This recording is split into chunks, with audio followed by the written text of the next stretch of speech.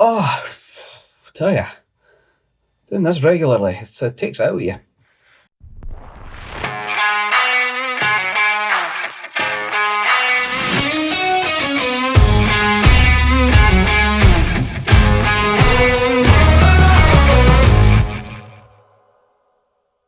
Hey there folks, welcome back to the channel. It's week 4 and yeah, I am about to do episode 4 of Watch Me Edit. This is big news for me.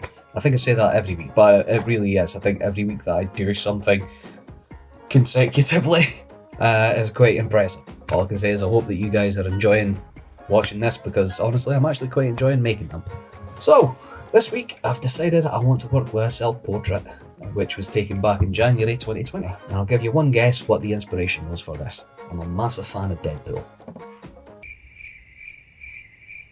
So for this photo, I'm going to be doing an edit just in Lightroom. And I'd quite like to give this photo the look of a photo taken in like the 1930s, make it vintage essentially.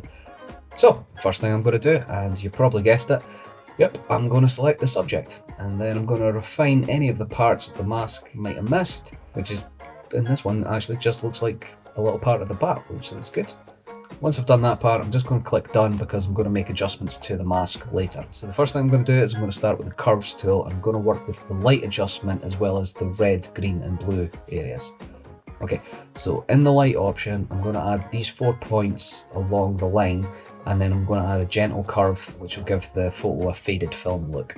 And then I'm going to go to red, and I'm going to add the same 4 points again, but this time I'm going to make a gentle S curve along the line, and I'm going to do the exact same again with the greens and the blues. Next, I'm going to come back to the basic tab, and I'm going to drastically drop the highlights and lift the shadows about halfway from center. Then I'll lift the whites and blacks to around probably plus 15.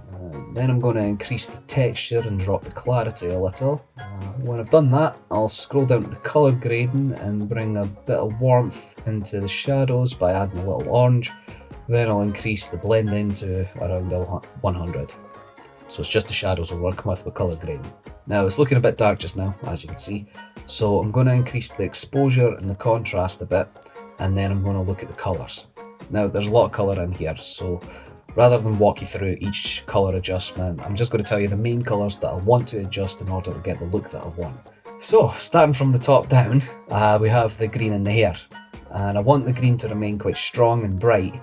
And to do this, I'm going to increase the greens across all 3 of the options. So for the shirt, aqua seems to be the main colour that's affecting it, and I want it to have this a duller tone. So what I'm going to do is I'm going to come into hue, select aqua, I'm going to slide that right down, and then I'll slightly reduce the saturation and slightly increase the luminance. That seems to give me the look that I want. So lastly, as you can see, the trousers are blue, and Joker tends to have purple.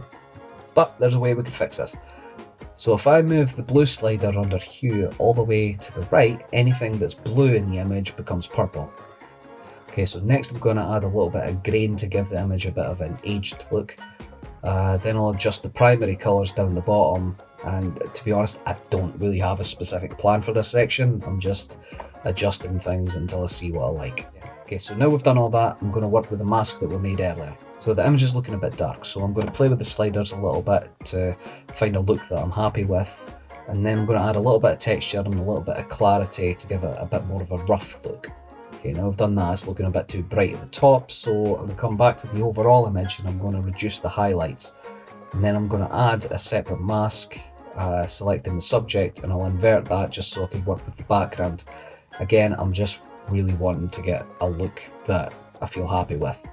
Next, I want to add a little bit of faded colour to the image. And to do this, what I'm going to do is I'm going to select a linear gradient, and I'm going to drag that from the top right to the bottom. And then I'm going to click this colour box at the bottom here, and I'll find the tone that I like. Once I've selected what I like, I'll reduce the opacity of the mask by reducing the amount to around 40%. So the next step, I'm going to add a radial gradient around the subject, and I'm going to gently increase the highlights. Then I'll reduce the vibrance and increase the saturation. Lastly, I'll make some slight adjustments to the curves tool, a couple of tweaks to the filters, and then I should have my final look. And here we have before and after. So, what do you guys think? Feel free to leave a comment, and if you've enjoyed this video, don't forget to like, subscribe and share, and oh yeah, don't forget to click that little bell icon so that you get notified every time I upload a video. Sorry, I got distracted, stuff happening outside. Yeah, I guess until next time. Still haven't found a way of signing off, so it's just going to have to be a little bit more of a wave.